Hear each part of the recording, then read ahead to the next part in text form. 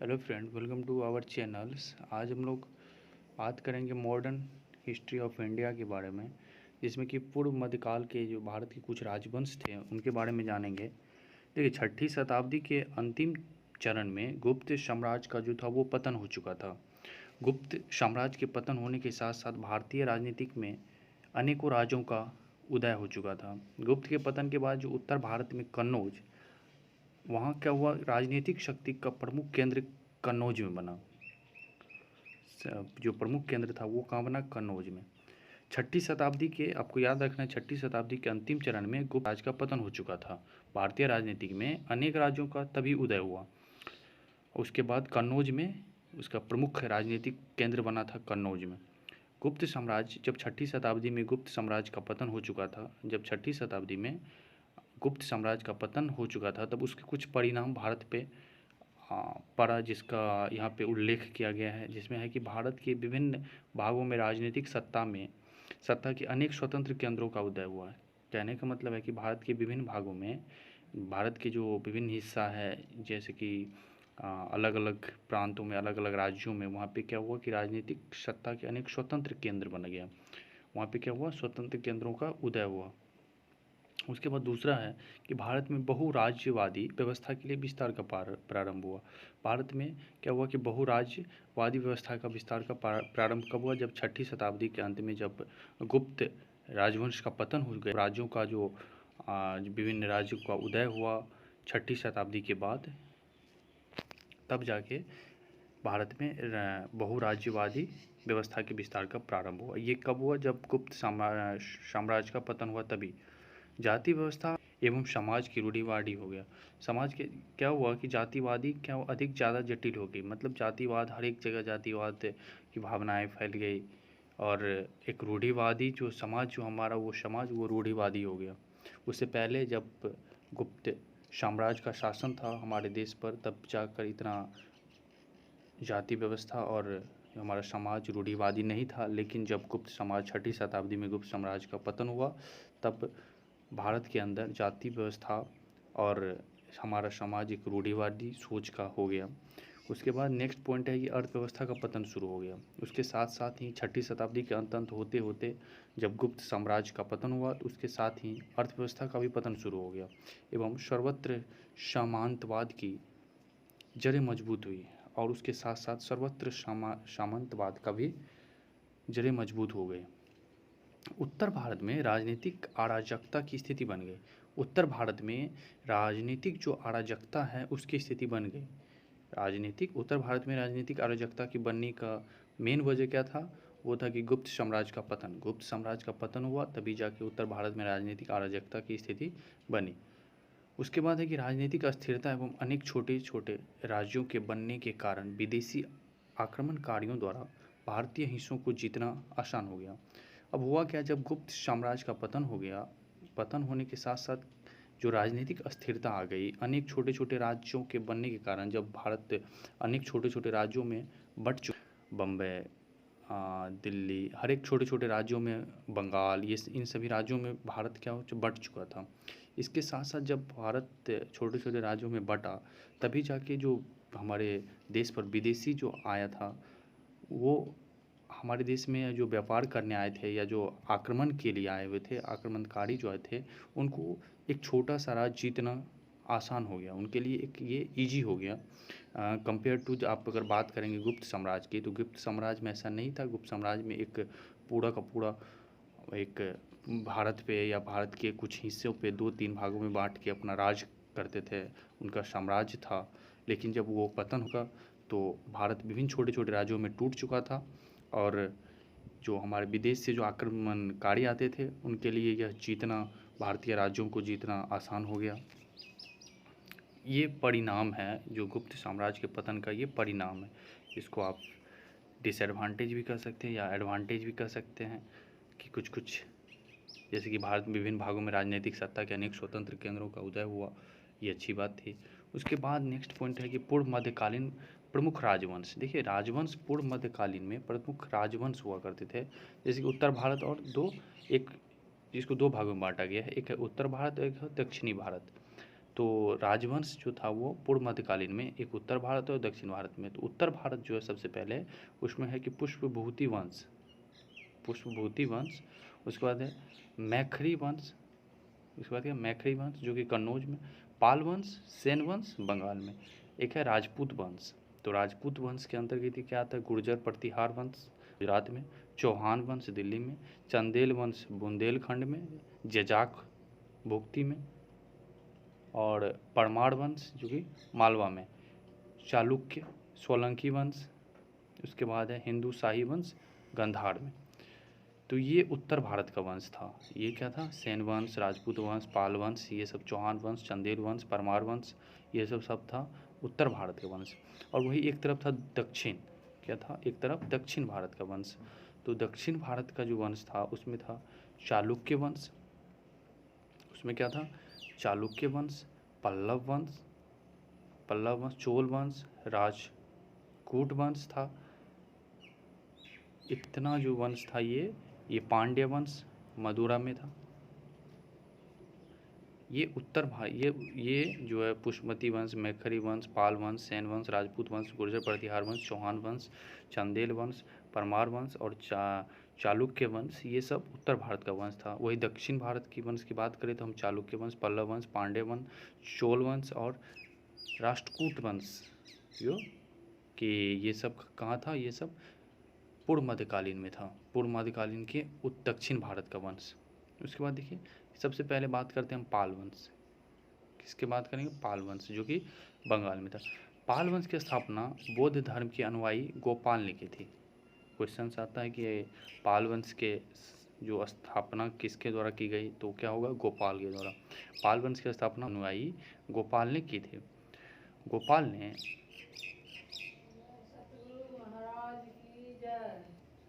पाल वंश का संस्थापक कौन था, पाल वंश का जो संस्थापक था वो था गोपाल, जो कि बौद्ध धर्म के अनुयायी थे।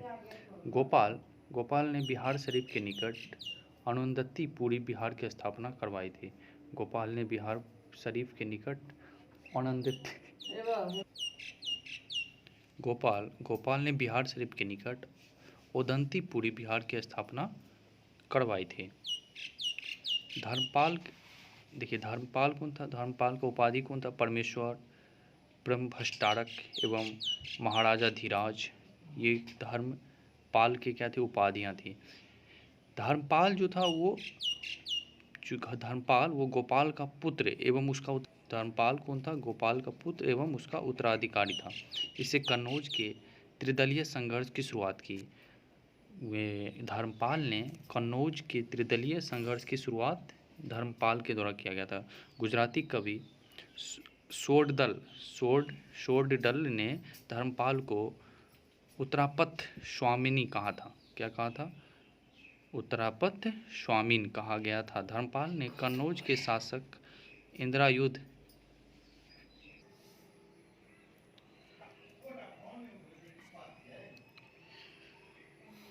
धर्मपाल जो कि गोपाल का पुत्र एवं उत्तराधिकारी था, इसे कन्नौज के त्रिदलीय संघर्ष की शुरुआत किया था। गुजराती कवि सोंडल ने धर्मपाल के उत्तराधिकारी स्वामीन कहा गया है। धर्मपाल ने विक्रमशिला विश्वविद्यालय की स्थापना कराई थी। किसने, धर्मपाल ने ही विक्रमशिला विश्वविद्यालय की स्थापना करवाई थी। धर्मपाल के शासन काल में यात्री सुलेमान भारत आया था।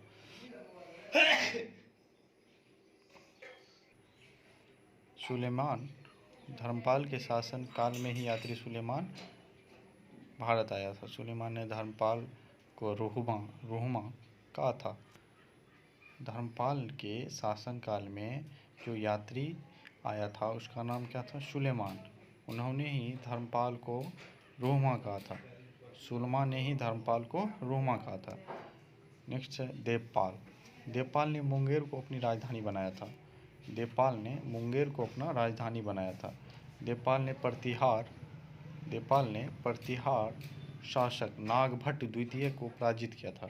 देवपाल ने प्रतिहार नागभट्ट शासक जो था द्वितीय, उसको पराजित किया था। देवपाल ने परम सौगात की उपाधि ग्रहण की। देवपाल ने क्या किया था कि परम सौगात की उपाधि ग्रहण की थी। महिपाल प्रथम, इसे पाल वंश का दूसरा संस्थापक माना जाता है। महिपाल प्रथम को दूसरा संस्थापक माना जाता है पाल वंश का। प्रथम जो संस्थापक थे वो तो गोपाल थे, जो कि बौद्ध धर्म के अनुयायी थे, उन्होंने किया था। उसके बाद अगर दूसरा संस्थापक माना जाता है तो वो है महिपाल प्रथम को।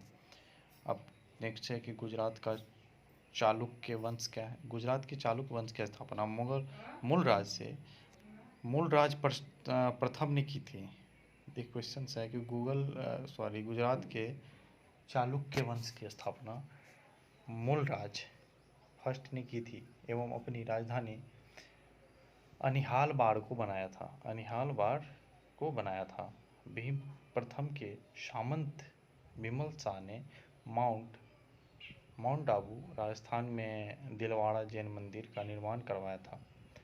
क्वेश्चन आएगा कि भीम प्रथम के सामंत विमल शाह ने किस मंदिर की निर्माण करवाया है या स्थापना करवाया है, तो क्या होगा ये आबू राजस्थान के जो दिलवाड़ा जैन मंदिर है उनका स्थापना करवाया। भीम प्रथम के समय मोहम्मद गजनवी ने सोमनाथ मंदिर पर आक्रमण किया था। जब मोहम्मद गजनवी ने सोमनाथ मंदिर पर आक्रमण किया था तब भीम प्रथम ही शासन काल में ही किया था और मोहम्मद गजनवी के द्वारा भारी लूटपाट किया गया था सोमनाथ मंदिर में। मूलराज द्वितीय ने 1178 ईस्वी में आबू पर्वत के समीप मोहम्मद गौरी को परास्त किया था। अब 1878 ईस्वी में मूलराज द्वितीय ने ही आबू पर्वत के समीप मोहम्मद गौरी को पराजित किया था। 1187 ईस्वी में कुतुबुद्दीन ऐबक ने भीम द्वितीय को पराजित किया था। क्वेश्चन आता है कि 1117 में भीम द्वितीय किससे पराजित हुआ था या कुतुबुद्दीन ऐबक ने किसको पराजित किया था, तो क्या हो जाएगा, भीम द्वितीय को पराजित किया था कुतुबुद्दीन ऐबक ने 1887 ईस्वी में। यहाँ तक समझ में आ गया कि फर्स्ट क्या था, पाल वंश के संस्थापक कौन, गोपाल। द्वितीय संस्थापक कौन थे, तो महिपाल प्रथम। उसके बाद गुजरात चालुक्य वंश, जो कि गुजरात चालुक्य वंश की स्थापना कौन किया था, मूलराज प्रथम ने किया था। अपनी राजधानी को अहिलबाड़ में बनाया था। चलिए आगे है चंदेल वंश, जजाक भुक्ति। तो चंदेल वंश जो है, चंदेल वंश का प्रथम शासक नुनुक था। चंदेल वंश का प्रथम शासक कौन था, नुनुक था। चंदेश प्रतिहारों के सामंत थे। चंदेश जो थे वो क्या थे, प्रतिहारों के सामंत थे। यशोवर्मन ने खजुराहो के चतुर्भुज मंदिर विष्णु मंदिर का निर्माण करवाया था। यशोवर्मन ने खजुराहो के चतुर्भुज मंदिर विष्णु मंदिर का ही निर्माण करवाया था, जो कि चंदेल वंश से ही आते थे। कौन, यशोवर्मन। क्वेश्चन आता है कि विष्णु मंदिर का निर्माण किसने कराया था, तो यशोवर्मन के द्वारा खजुराहो के जो चतुर्भुज मंदिर या विष्णु मंदिर का निर्माण करवाया गया था। धंगदेव ने खजुराहो में अनेक मंदिरों का निर्माण करवाया था। अब एक और हैं, उन्हीं के शासक थे धंगदेव ने खजुराहो में अनेक मंदिरों का निर्माण करवाया है। कीर्तिवर्मन ने महोबा के निकट कोड़ित सागर का निर्माण करवाया था। कीर्तिवर्मन ने महोबा के निकट कोड़ित सागर का निर्माण करवाया था। नेक्स्ट है चौहान वंश शाकाभरी, जो कि अजमेर के निकट है। देखिए चौहान वंश शाकाभरी में चौहान वंश की स्थापना वासुदेव ने की थी। चौहान वंश की स्थापना किसने की थी, वासुदेव ने। कहाँ, तो शंकाभरी में। क्वेश्चन आता है कि चौहान वंश की स्थापना किसने की थी, तो चौहान वंश की स्थापना वासुदेव ने किया था। अजय राज ने अजमेरू, उस समय अजमेरू के नाम से जाना जाता था, किन नगर की स्थापना की थी, अजय राज के द्वारा ही अजमेर या अजमेरू का जो स्थापना है वो अजय राज के द्वारा किया गया था। प्रथम में चौहान शासक प्रतिहारों के सामंत थे। 10वीं शताब्दी के प्रारंभ में वाक्यपति राज्य प्रथम के प्रतिहारों के स्वयं को स्वतंत्र कर लिया। स्वयं को स्वतंत्र कब कर लिया? जब 10वीं शताब्दी के प्रारंभ में वाक्यपति राज्य प्रथम के ने प्रतिहारों से अपना खुद को अलग कर लिया। अर्नोराज ने अजमेर के निकट सुल्तान मोहम्मद की सेना को पराजित किया था। अर्नोराज ने अजमेर के निकट सुल्तान मोहम्मद की सेना को पराजित किया था। अर्नोराज ने दिल्ली, बुंदेलखंड एवं पंजाब के कुछ हिस्से को जीता था, परंतु गुजरात के चालुक्य शासक कुमार पाल ने इसे हरा दिया। विग्रहराज चतुर्थ बिसल देव जिसको कहा जाता है, इसका पूरा नाम था विग्रहराज चतुर्थ बिसल देव ने प्रथम पाल को हराकर कुमार पाल को हराकर दिल्ली पर पुनः अधिकार कर लिया। विग्रहराज जो कि बिसल देव के नाम से जाना था, उन्होंने कुमार पाल को हराकर दिल्ली पर पुनः कब्जा कर लिया। इससे पहले भी कब्जा कर चुके थे, उसके बाद कुमार पाल ने दिल्ली पर कब्जा किया था, फिर उसे कुमार पाल को हराकर बिसल देव ने फिर दिल्ली पर पुनः अधिकार कर लिया। पृथ्वीराज तृतीय जो है, पृथ्वीराज चौहान जिसको कहा जाता है, पृथ्वीराज चौहान, अन्य नाम उसका राजपिथौड़ा। पृथ्वीराज चौहान को ही रायपिथौड़ा के नाम से भी जाना जाता है, रायपिथौड़ा। यह सोमेश्वर का पुत्र था। पृथ्वीराज तृतीय जो है ये सोमेश्वर का पुत्र था, जो कि 1178 ईस्वी में दिल्ली की गद्दी पर बैठा। दिल्ली की गद्दी पर कब बैठा था? तो 1178 ईस्वी में दिल्ली की गद्दी पर बैठा था। सोमेश्वर का पुत्र था पृथ्वीराज तृतीय। 1882 ईस्वी में पृथ्वीराज चौहान एवं चंदेल शासक परमानिदेव के बीच युद्ध हुआ, जिसमें परमानिदेव की पराजय हुई, मतलब हार हुई, तथा जो परमानिदेव के जो लोक प्रतिधर सेना नायक अलाउद्दीन वीरगति को प्राप्त हुए।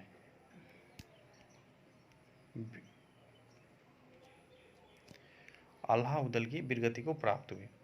अब देखिए, इसी बीच क्या हुआ कि तराइन का युद्ध स्टार्ट हो गया। तराइन का युद्ध सन 1191 ईस्वी में मोहम्मद गौरी और पृथ्वीराज चौहान के बीच हुआ था।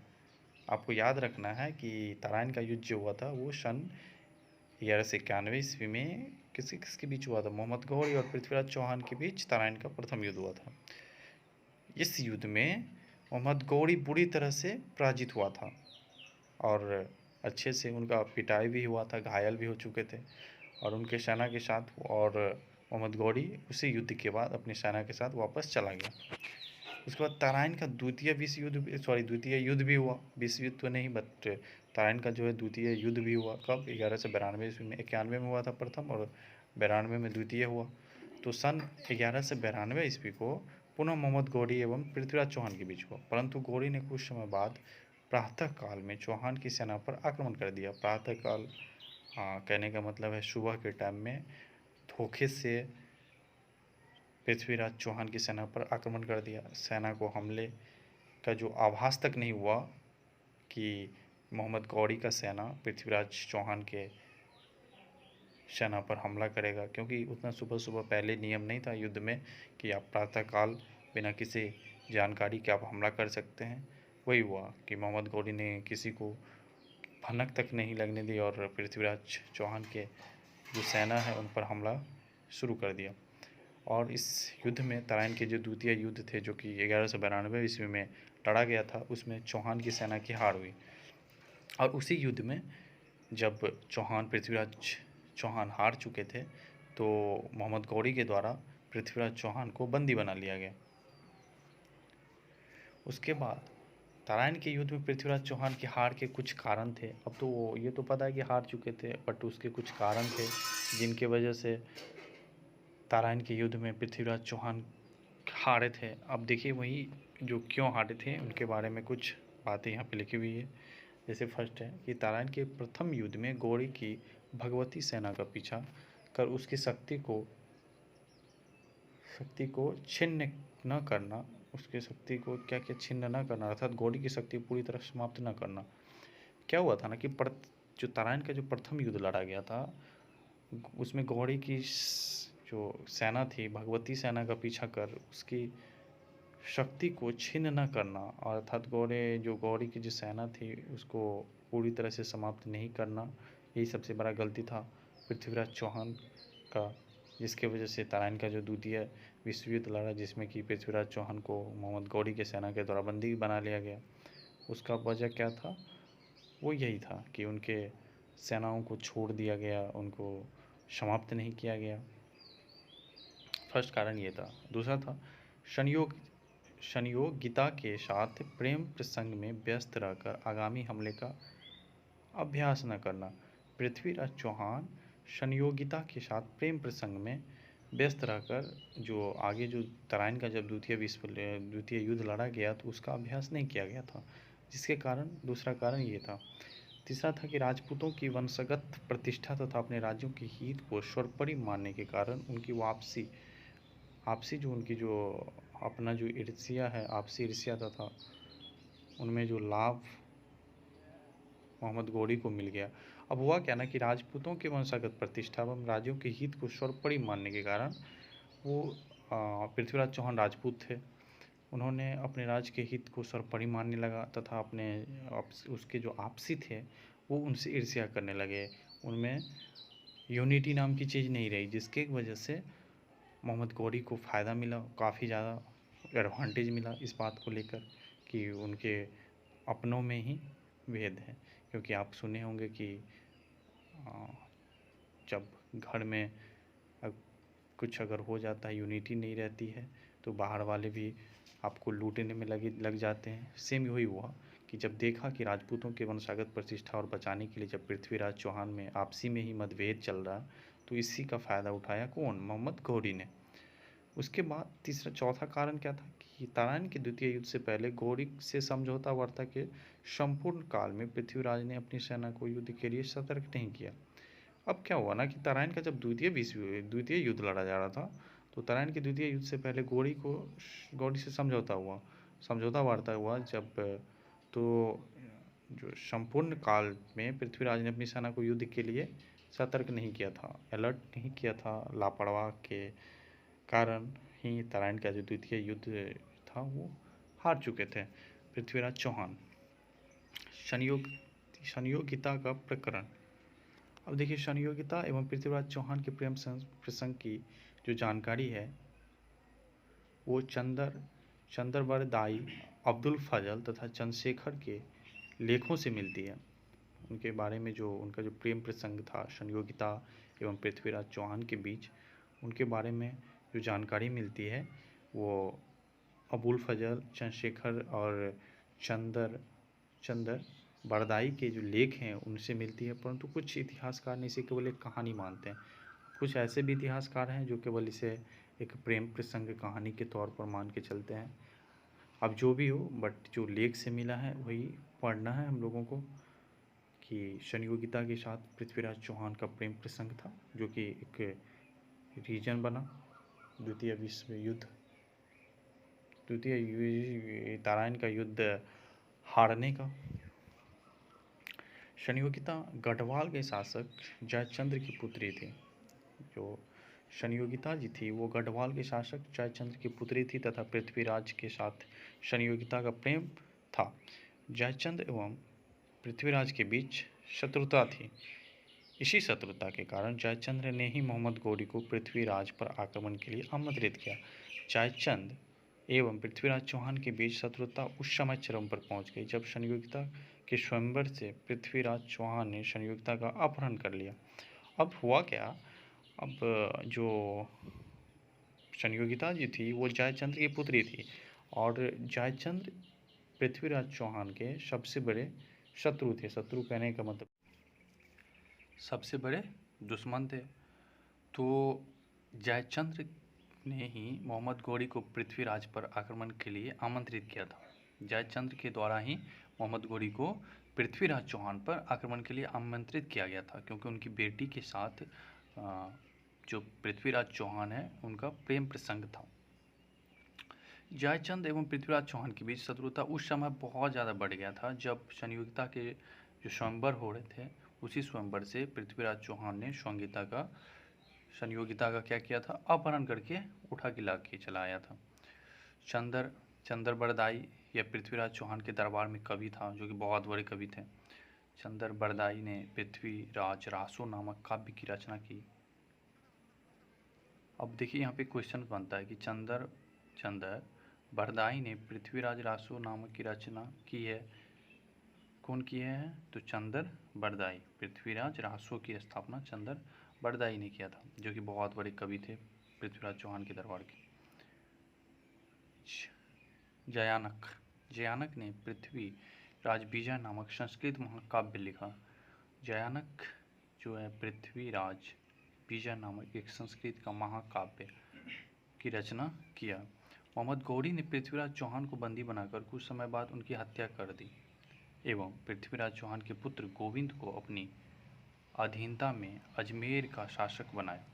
मोहम्मद गौरी ने पृथ्वीराज चौहान को बंदी बनाकर कुछ दिनों तक रखा और उसके बाद उनका हत्या कर दिया गया। पृथ्वीराज चौहान के पुत्र गोविंद को, जो पृथ्वीराज चौहान के पुत्र थे गोविंद, अपनी अधीनता में अजमेर का शासक बनाया। पृथ्वीराज चौहान के बाद भारतीय राजनीति में एक नए अध्याय की शुरुआत हुई।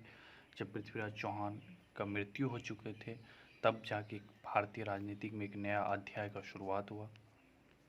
उसके बाद राष्ट्रकूट वंश का स्थापना हुआ। राष्ट्रकूट के अभिलेख में उनका मूल स्थान लटूर लातूर बंदीर जिला माना गया, किंतु बाद में एलिचपुर बड़ाड़ में इस वंश का राज स्थापित हुआ। दंती दुर्ग राष्ट्रकूटों के स्वतंत्र राज्य की स्थापना दंती दुर्ग ने की। इसने अपनी राजधानी मान्यखेत मालखंड बनवाई। इसने चालुक्य शासक कृतिवर्मन को परास्त कर अपनी स्वतंत्रता की घोषणा की। चालुक्य शासक विक्रमादित्य ने उसे पृथ्वी वल्लभ और खड्ड पलाव की उपाधि दी। दंती वर्ग ने महाराजा धीराज परमेश्वर ब्रह्मभट्टनारायक उपाधि धारण की। दंती दुर्ग के हिरण्यगर्भदान नामक महायज्ञ किया। कृष्ण फस्ट ने द्रविड़ शैली एलोरा के प्रसिद्ध कैलाशनाथ मंदिर का निर्माण करवाया। कृष्ण प्रथम ने चालुक्य राज्य का अस्तित्व समाप्त कर दिया। गोविंद तृतीय ने इसने पल्लवों, पांडवों, केरलों तथा गंगा राजाओं के संघ को नष्ट कर दिया। दक्षिण में अपनी सार्वभौम सत्ता स्थापित की।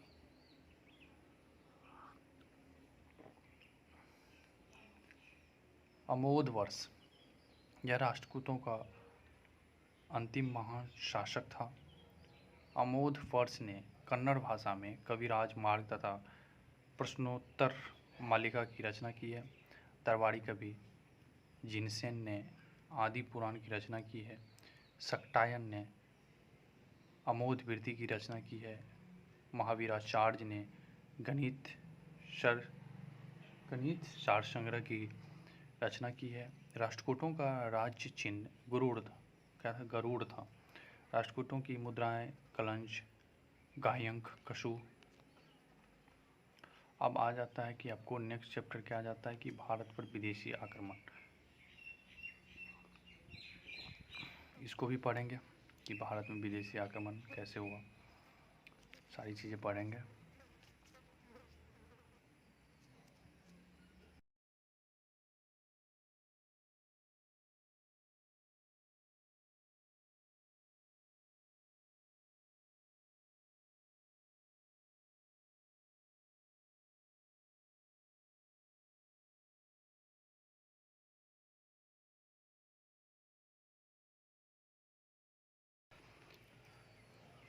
फर्स्ट में आया था मोहम्मद बिन कासिम। अरबों का सबसे पहले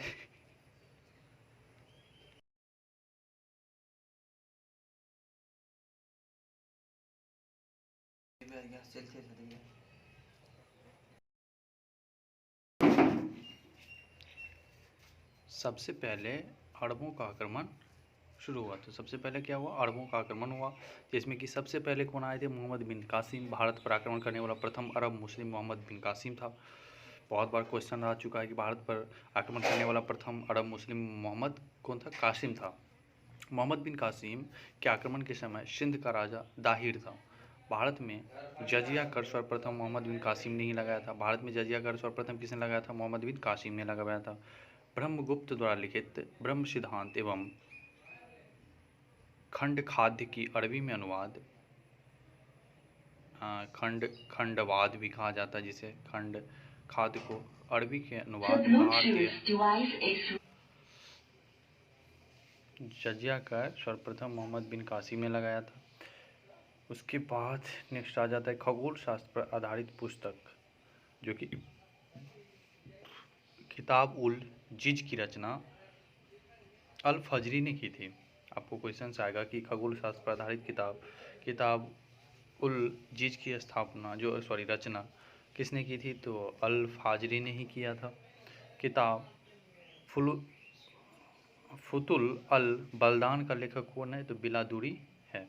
किताब फुतुल अल बलदान के लेखक बिलादुरी है।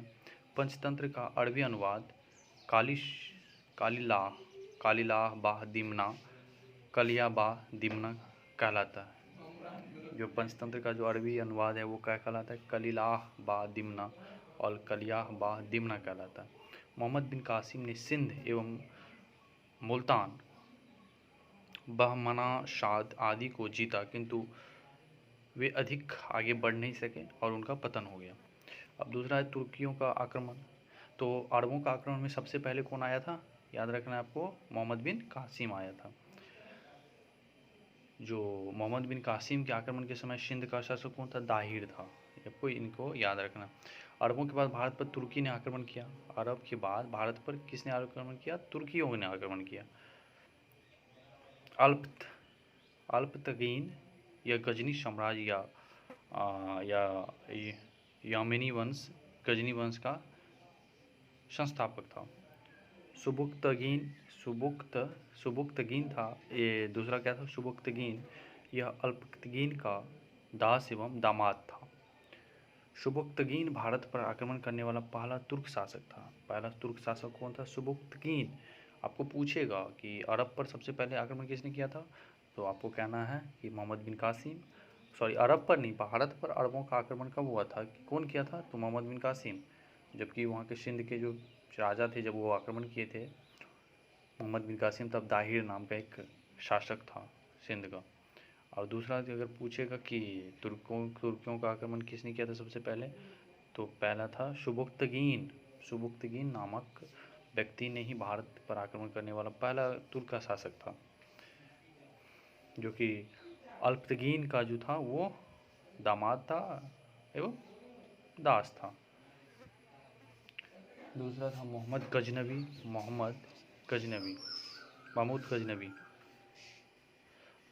गजनवी सुबुक्तगीन का पुत्र था। महमूद गजनवी क्या था? सुबुक्तगीन का जो था वो पुत्र का। सुबुक्तगीन कौन था? सुबुक्तगीन भारत पर तुर्कियों का जो पहला शासक था जिन्होंने आक्रमण किया था। मोहम्मद गजनवी ने 1001 ईस्वी से 1027 ईस्वी के बीच भारत पर 17 बार आक्रमण किया।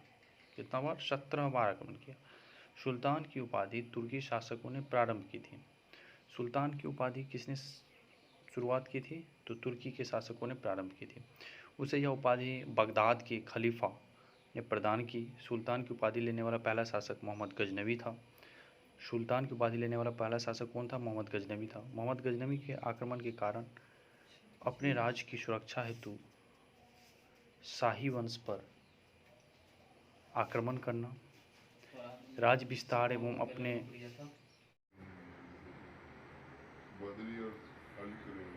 आक्रमण के परिणाम उत्तर भारतीय राजनीतिक स्थिति में आमूल परिवर्तन, मुस्लिम व्यापारियों की मध्य एवं पश्चिम एशिया के साथ भारतीय व्यापार में वृद्धि, मुस्लिम व्यापारियों के साथ इस्लाम प्रचारकों का भारत में प्रवेश, लाहौर अरबी तथा फारसी साहित्य का केंद्र बन गया, मुस्लिम राज की स्थापना का मार्ग प्रशस्त हुआ। गजनवी के भारतीय आक्रमण। मोहम्मद गजनवी के कुल 11 आक्रमण, एक पंजाब का सीमावर्ती क्षेत्र, 2 पेशावर, भटिंडा, मुल्तान, बेस्तित पेशावर, नारायणपुर अलवर, मुल्तान, थानेश्वर, नंदन, कश्मीर, मथुरा व कन्नौज, कालिंजर, कश्मीर, ग्वालियर व कालिंजर, सोमनाथ मंदिर, सिंह के जाट। मोहम्मद गजनी का पहला आक्रमण हिंदू शाही शासक जयपाल के विरुद्ध था। मोहम्मद गजनवी का आक्रमण किसके खिलाफ था? तो हिंदू शाही जयपाल के विरुद्ध था। वहीदत की पहली लड़ाई मोहम्मद गजनवी एवं जयपाल गजनवी की विजय का, जिसमें कि गजनवी का विजय हुआ था। फिर हिंद की दूसरी लड़ाई गजनवी एवं आनंदपाल गजनवी की विजय हुई थी। मोहम्मद गजनवी ने 1015 ईस्वी में कश्मीर पर आक्रमण किया, परंतु असफल रहा। मोहम्मद गजनवी 1015 ईस्वी में कहाँ किया था आक्रमण? कश्मीर पर आक्रमण किया था। 1025 ईस्वी में मोहम्मद गजनवी ने सोमनाथ मंदिर पर आक्रमण किया था, शिव मंदिर को नष्ट कर दिया और अपार धन संपदा लूटी। यह आक्रमण चालुक्य सोलंकी वंश के शासक भीम प्रथम के समय में हुआ था। नोट, यहाँ पे कुछ नोट्स लिखा है कि मोहम्मद गजनवी का भारत का आक्रमण का उद्देश्य केवल लूट एवं धन प्राप्ति था। वह भारत के अस्थायी साम्राज्य स्थापित करने अथवा अपना साम्राज्य विस्तार करने के लिए भारत नहीं आया था। मोहम्मद गजनवी जो भारत आया था उसका केवल और केवल एक ही उद्देश्य था, वो था केवल लूटपाट और धन की प्राप्ति करना, न कि यहाँ पे अस्थायी साम्राज्य को स्थापित करना अथवा अपने साम्राज्य विस्तार के लिए भारत नहीं आया था। तर गजनवी विचित प्रदेशों में अस्थायी रूप से नहीं रहता था, वह बार बार गजनवी लौट जाता था,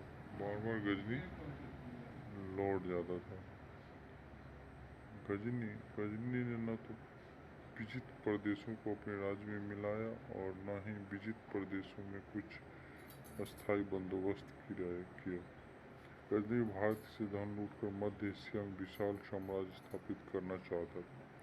गजनवी ने मथुरा के कई मंदिरों को तोड़ा। वह भारत का वेल्थ लेहम कहा जाता है। गजनवी को भारतीय इतिहास में बुत सिकन मूर्ति भंजक के नाम से भी जाना जाता है। गजनवी को ही भारतीय इतिहास में मूर्ति भंजक के नाम से जाना जाता है। अलबरूनी फारसी भाषा के लेखक थे जो कि महमूद गजनवी के साथ भारत आए। प्रसिद्ध पुस्तक किताब उल हिंद तहकीक ए हिंद की रचना की। फिरदौसी ने फारसी के कवि थे।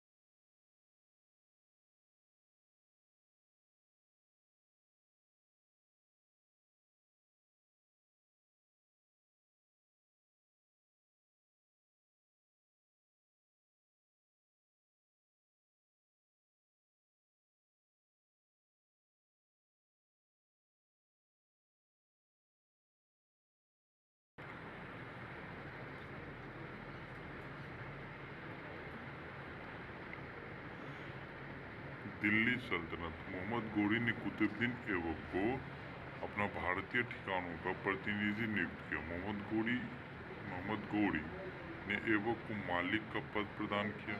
दिल्ली सल्तनत वंश की वहीं से शुरुआत हुई। प्रथम जो था दिल्ली सल्तनत का वंश वो था गुलाम मखलूक वंश, जो कि 1206 से 1290 ईस्वी तक रहा। उसके बाद खिलजी वंश 1290 से लेकर 1320 ईस्वी तक। तुगलक वंश जो कि 1320 से लेकर 1398 ईस्वी तक। उसका विघटन फिर प्रारंभ हो गया 1398 से लेकर 1526 ईस्वी तक खत्म हो गया। फिर उसके बाद 14 से 14 ईस्वी में सैयद वंश के नाम से एक वंश आया, जो कि 1414 से लेकर 1451 तक रहा। उसके बाद लोधी वंश 1451 से लेकर 1526 ईस्वी तक।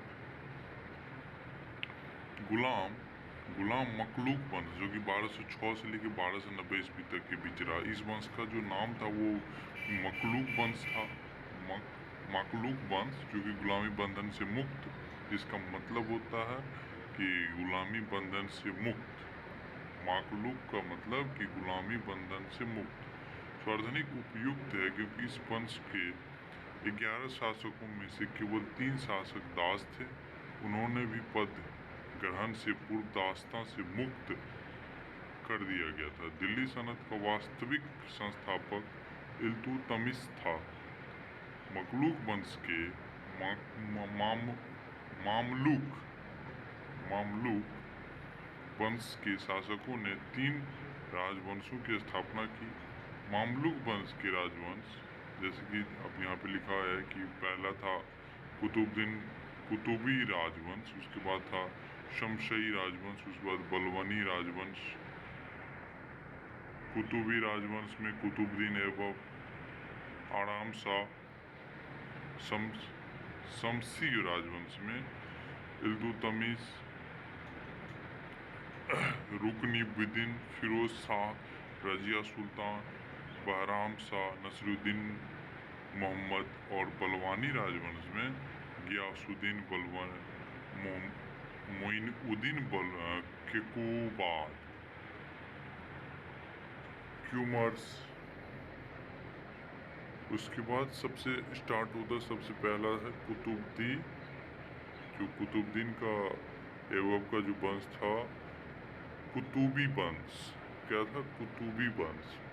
प्रारंभिक जीवन कुतुबुद्दीन एवं तुर्क जाति का था। कुतुबुद्दीन ऐबक तुर्क जाति का था। काजी फखरुद्दीन अब्दुल अजीज फूफी ने सर्वप्रथम ऐबक को खरीदा एवं धनुर्विद्या तथा घुड़सवारी की शिक्षा दी।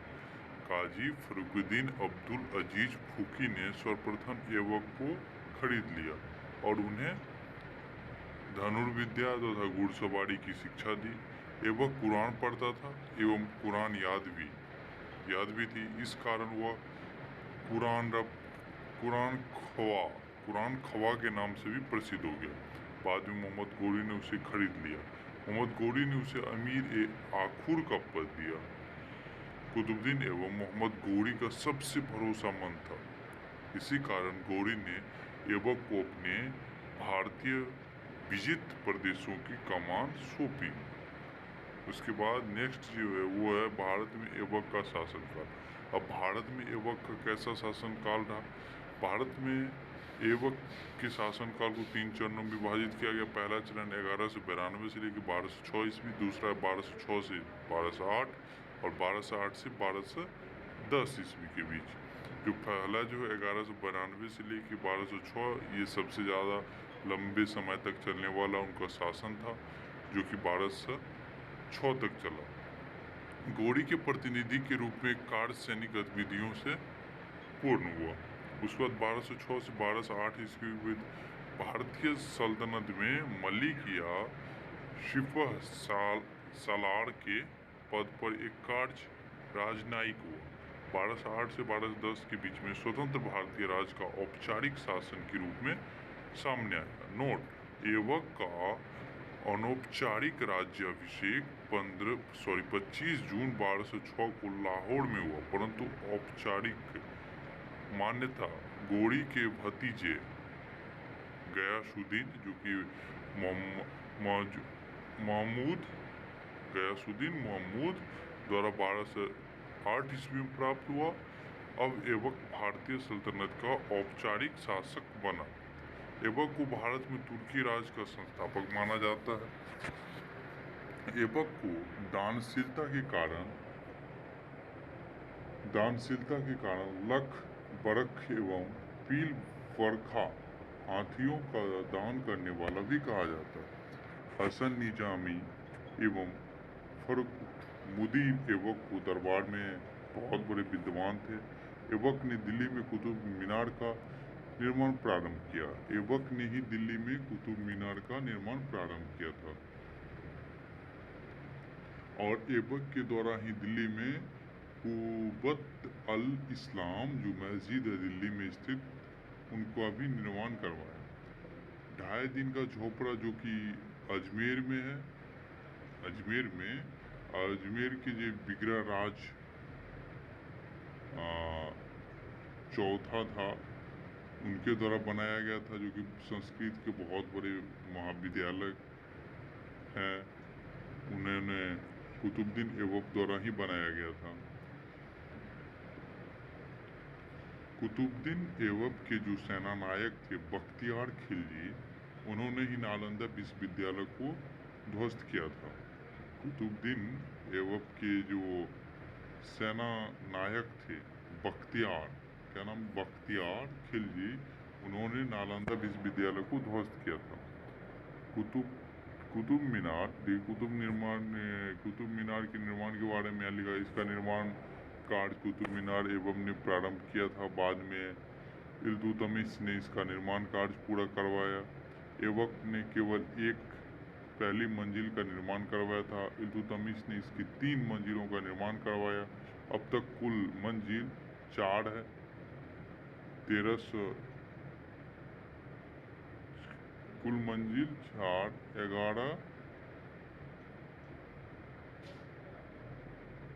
यहाँ पे देख क्या लगा 1369 ईस्वी में, 69 ईस्वी में बिजली गिरने से मीनार की ऊपरी मंजिल क्षतिग्रस्त हो गई। फिरोज शाह तुगलक ने क्षतिग्रस्त मंजिल मरम्मत करवाई एवं नई मंजिल का निर्माण कराया। अब तक मंजिल 5 है। 1505 ईस्वी में भूकंप की वजह से मीनार को क्षति पहुंची। बाद में सिकंदर लोदी ने इसकी मरम्मत करवाई। कुतुब मीनार का नाम सूफी संत ख्वाजा कुतुबुद्दीन बख्तियार काकी के नाम पर रखा गया। कुतुबुद्दीन ऐबक की मृत्यु चौगान पोलो खेलते हुए घोड़े से गिरकर हुई। क्वेश्चन आता है कुतुबुद्दीन ऐबक की मृत्यु कैसे हुई, तो इसका आंसर है कि चौगान पोलो खेलते हुए घोड़े से गिरकर हुई थी। कुतुबुद्दीन ऐबक का मकबरा लाहौर में स्थित है। कुतुबुद्दीन ऐबक का मकबरा लाहौर में स्थित है। ऐबक की राजधानी लाहौर में थी, परंतु मुख्यालय दिल्ली में था। ऐबक का संभवतः कोई बेटा नहीं था। ऐबक की पहचान मृत्यु के बाद कुछ तुर्क अमीर एवं मालिकों ने आराम शाह को शासक नियुक्त कर दिया। बाद में बदायूं के गवर्नर इल्तुतमिश ने आराम शाह को पराजित कर सत्ता अपने हाथ में ले ली। उसके बाद दूसरा राजवंश आता है, वो शम्मी राजवंश। इल्तुतमिश इलबाड़ी जनजाति एवं शम्मी वंश से था। इल्तुतमिश जो था वो इलबाड़ी जनजाति और शम्मी राजवंश से था। ठीक, इल्तुतमिश ने शम्मी वंश की स्थापना की। इल्तुतमिश के द्वारा ही शम्मी वंश की स्थापना की गई। इल्तुतमिश जो कुतुबुद्दीन ऐबक थे उनके दामाद एवं बदायूं का गवर्नर था। गवर्नर मतलब प्रशासक था। इल्तुतमिश को अमीर शिकार का पद दिया गया। इल्तुतमिश भारत में तुर्की शासन का वास्तविक संस्थापक भी था। इल्तुतमिश ने कुतुब मीनार बनाकर पूरा किया था। इल्तुतमिश ने इक्ता व्यवस्था की शुरुआत की। इक्ता व्यवस्था होता क्या है?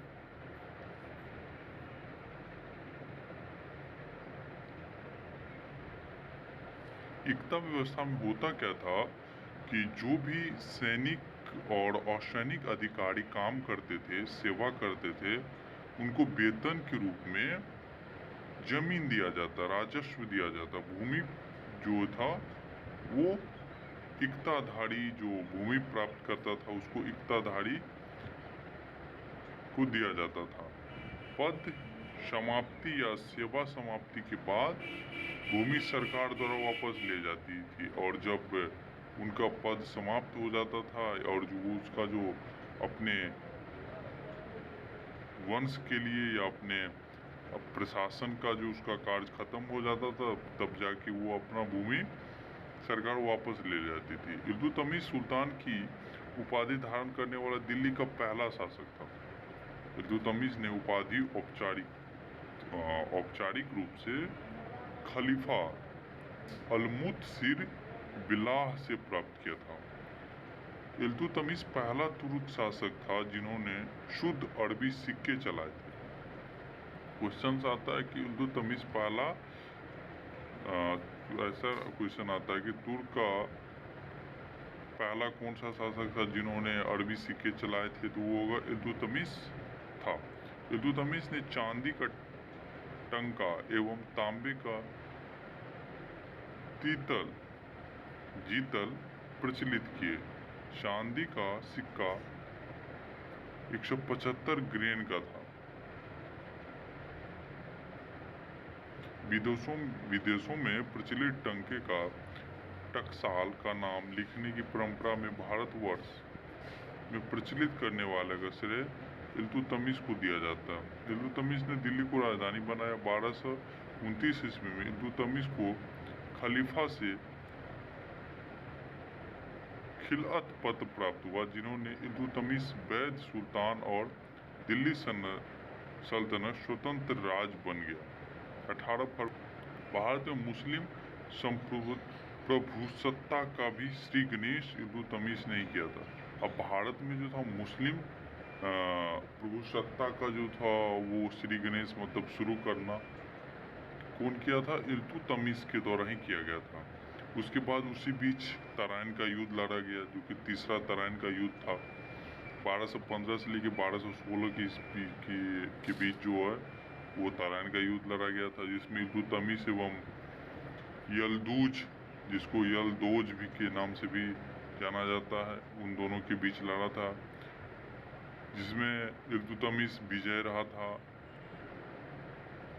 और इस युद्ध के बाद जो था दिल्ली वो स्वतंत्र अस्तित्व में आया था, और गजनबी के अंतिम रूप में समेत विच्छेद भी हो गया था। इल्तुतमिश ने भारत में गुम्बद निर्माण का पिता भी कहा जाता है। जो तराइन का तीसरा युद्ध 1215 से लेकर 1216 के बीच लड़ा गया था। चहलगानी सल्तनत काल में चहलगानी 40 तुर्क सरदारों या दासों का समूह था, जो कि इल्तुतमिश ने स्थापित किया था। ये सरदार तत्कालीन प्रशासनिक व्यवस्था में सुल्तान को अपना सहयोग देकर महत्वपूर्ण भूमिका निभाते थे।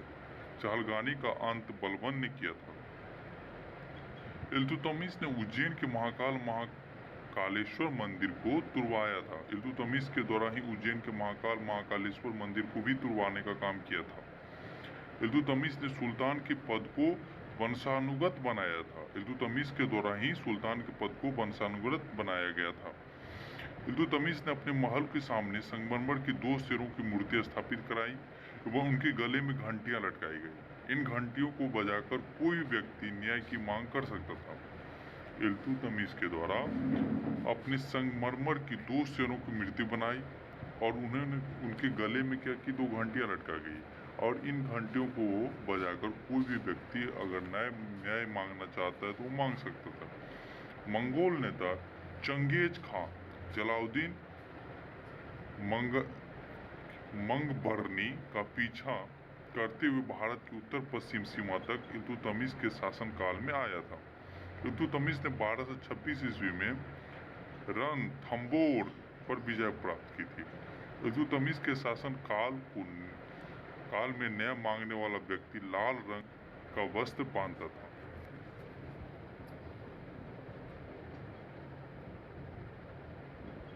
इल्तुतमिश का जो शासन था, इल्तुतमिश के शासन में अगर किसी व्यक्ति को न्याय मांगना होता था, अगर किसी को जस्टिस मांगना होता था, तो उनको एक रेड कलर का कपड़ा पहनाया जाता, वस्त्र पहनाया जाता। इल्तुतमिश का सांस्कृतिक में भी बहुत बड़ा योगदान रहा।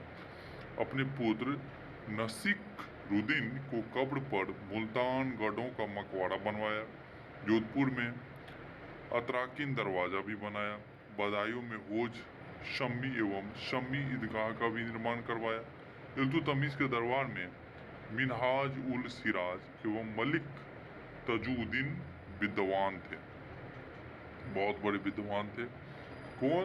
तो मिनहाज उस सिराज एवं मलिक तजुद्दीन इल्तुतमिश के उत्तराधिकारी। इल्तुतमिश की मृत्यु 30 अप्रैल 1236 ईस्वी में दिल्ली में हुई थी। दिल्ली में ही इल्तुतमिश को भी दफनाया गया था। इल्तुतमिश का मृत्यु 1236 ईस्वी में हुआ था दिल्ली में, और दिल्ली में ही उनको दफनाया गया था। इल्तुतमिश ने अपना उत्तराधिकारी रजिया, उनकी पुत्री थी, जो कि रजिया सुल्तान के बाद में नाम से जानी गई, रजिया बनाने की इच्छा व्यक्त की थी, परंतु तुर्क की स्त्री को अपना शासक नहीं बनाना चाहते थे। इसी कारण इल्तुतमिश की मृत्यु के बाद रुकसुद्दीन फिरोज शाह को गद्दी पर बैठाया गया। अब रजिया सुल्तान की बात आती, जो कि उनकी पुत्री थी। किसकी पुत्री? इल्तुतमिश की पुत्री रजिया सुल्तान।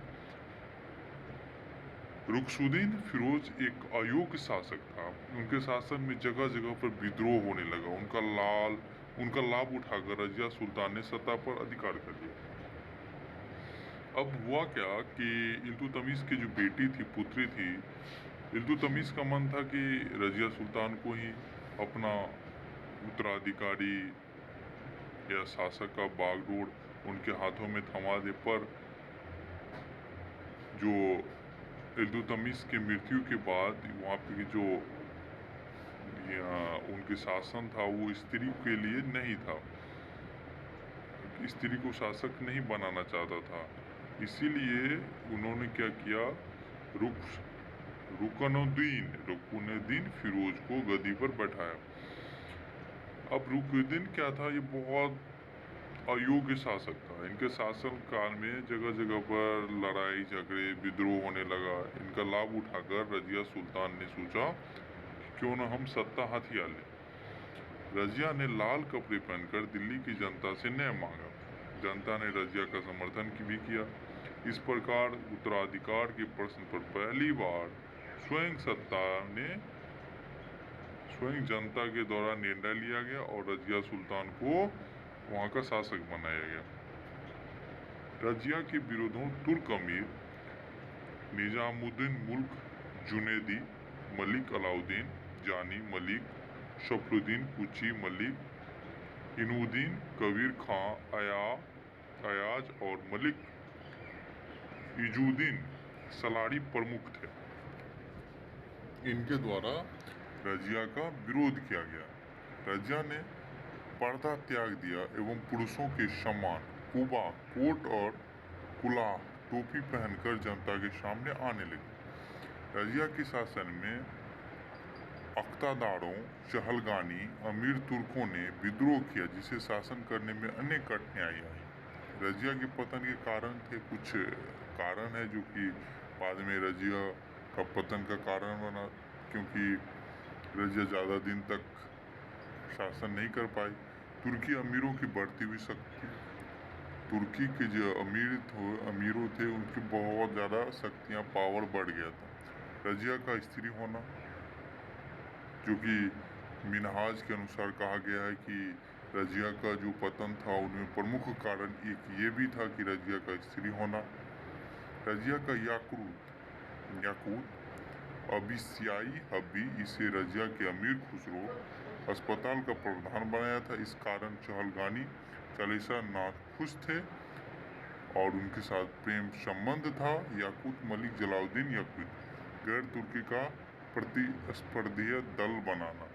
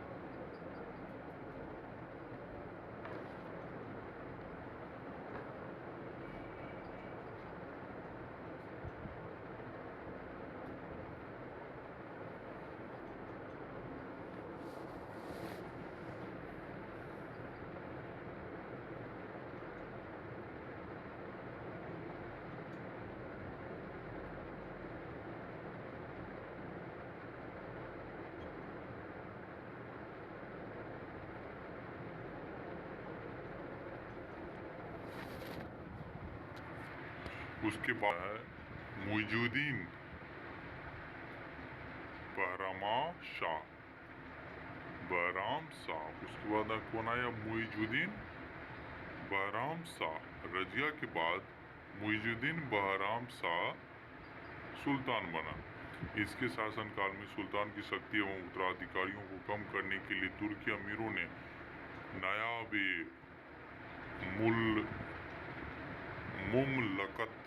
मुमलकत पद की रचना की। नायाब मुमलकत क्या था? यह पद संरक्षक के समान था, जिसके पास सुल्तान के समान शक्ति एवं पूर्ण अधिकार थे।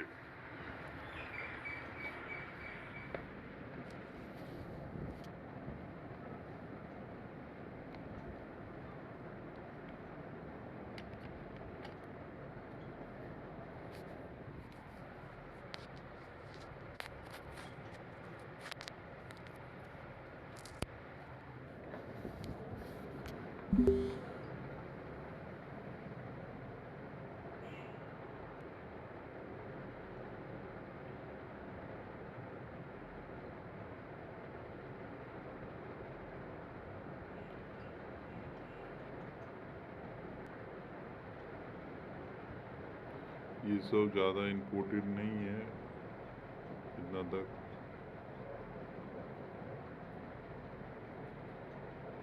नसरुद्दीन, ये नासिरुद्दीन जो महमूद,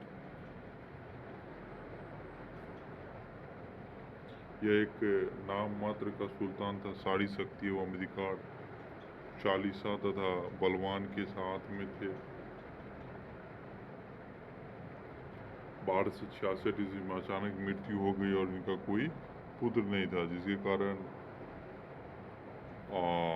इसका जो वंश था, सम्मी वंश, उसका अंतिम शासक यही बना, नसीरुद्दीन महमूद। नसीरुद्दीन महमूद की मृत्यु के बाद गयासुद्दीन बलवन शासक बना। बलवन ने बलवनी वंश की स्थापना की। अब यहाँ से आ जाता है, स्टार्ट हो जाता बलवनी वंश। बलवनी राजवंश की स्थापना गयासुद्दीन बलवन ने की थी। बलवन गुलाम वंश तथा बलवनी राजवंश का महान शासक था। गयासुद्दीन बलवन का वास्तविक नाम बहाउद्दीन था। वह इल्लवाड़ी तुर्क था। बलवानी चहलगामी चालीसा का सदस्य था। बलगम राजिया के विरुद्ध विद्रोह में शामिल था। बलवन ने अलाउद्दीन महमूद शाह के विरुद्ध षड्यंत्र रचा एवं नसीरुद्दीन को सुल्तान बनाया। नसीरुद्दीन के समय बलवन नायाब तथा वास्तविक सत्ता का उपयोग बलवन ने ही किया था।